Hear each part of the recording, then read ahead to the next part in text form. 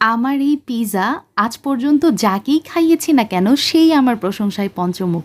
এটা যে এতটাই পারফেক্ট হয়, আপনারা একবার এটা বাসায় না বানাইলে মিস করে যাবেন, ট্রাস্ট মি। এটা যে এতটাই নরম তুলতুলে হয়, একদম পারফেক্ট যাকে বলে। আটা মাখানো থেকে শুরু করে পিজার A to Z আমি আজকে আমার ভিউয়ার্সদের সাথে সহজভাবে শেয়ার করব, কারণ হৃদয় ফেরদৌস খান চ্যানেল মানেই সহজ recipe. So without any further delay let's start our cooking. এখানে আমি 4 কাপ পরিমাণ ময়দা নিয়েছি, মেজারমেন্ট কাপের 4 কাপ। তাতে দিয়ে দিচ্ছি 2 টেবিল চামচ পরিমাণ গুঁড়া দুধ। গুঁড়া দুধটা অবশ্যই ব্যবহার করার চেষ্টা করবেন পিজার ডোতে। এখন লাগছে আমার অ্যাক্টিভ ইস্ট, এখানে আমি দিয়েছি 2 চা চামচের মতো। বেশি ইস্ট আমি পিজাতে কখনোই ব্যবহার করি না, কারণ কেমন জানি একটা স্মেল লাগে ইস্টের, এটা আমার পছন্দ না। আর ভালো কোয়ালিটির ইস্ট হলে আপনার এই অল্পতেই কিন্তু সুন্দরভাবে ফুলে যাবে। তার সাথে দিয়ে দিলাম 2 টেবিল চামচ পরিমাণ চিনি। চিনির পরিমাণটা আপনাদের পছন্দ মতো বাড়িয়ে কমিয়ে নিতে পারেন, এবং তার সাথে আরও দিয়ে দিলাম 1 চা চামচ পরিমাণ লবণ। এখন সবগুলো উপকরণ আমি হাতের সাহায্যে খুব ভালোভাবে মিলিয়ে নিচ্ছি। 1 মিনিট ধরে আমি এই কাজটা করেছি। তারপরে অ্যাড করে দিচ্ছি হালকা কুসুম গরম পানি, যেটা আমার হাত সহ্য হয় এরকম কুসুম গরম পানি। এতে যেটা হবে, পিজার খামির নরম হবে এবং ইস্টগুলাও কিন্তু খুব তাড়াতাড়ি ফুলে যাবে। অল্প অল্প করে পানি মিশিয়ে আমি একটা পিজার ডো বানিয়ে নিয়েছি। এখন ঢাকনা দিয়ে ওয়েট করব 1 ঘন্টা। আচ্ছা, আমার হাতে বেশি সময় ছিল না, এই কারণে আমি এই ট্রিক্সটা ফলো করেছি। দেখে রাখুন, আপনাদেরও কাজে লাগতে পারে। একটা পাত্রে আমি এই যে দেখতে পাচ্ছেন এই পজিশনে আমি পানিটা গরম করে নিয়েছি, এবং তার উপরে আমার এই বোলটা মানে আটার ডোটা আমি বসিয়ে রাখছি আধা ঘন্টা। ফিরছি আধা ঘন্টা পর। এখন কিন্তু চুলার জাল অফ আছে। আধা ঘন্টা 40 মিনিট পরেই দেখতে পারবেন ম্যাজিক। এখানে মানে এত সুন্দরভাবে ইস্টটা ফুলে যায় যে কল্পনাও করা যায় না এত অল্প সময়ে। সো এই ট্রিক্সটা ফলো করতে পারেন হাতে যদি কম সময় থাকে আপনার।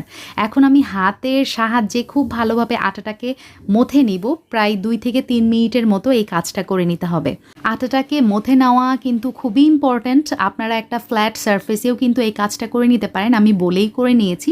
এখন আর পিজার খামিরটাকে কিন্তু রেস্টে রাখতে হবে না, কিছুই না, জাস্ট ঢাকনা দিয়ে আমি নেক্সট স্টেপে চলে যাচ্ছি।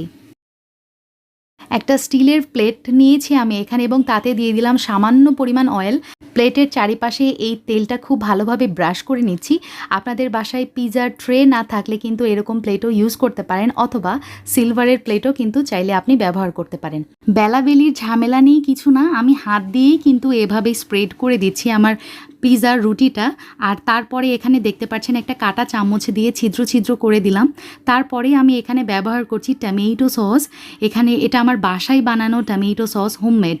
আর তারপরে দিয়ে দিলাম, এখানে আছে মাংসের কিমা। আমি মাংস ছোট ছোট কিউব করে নিয়েছি।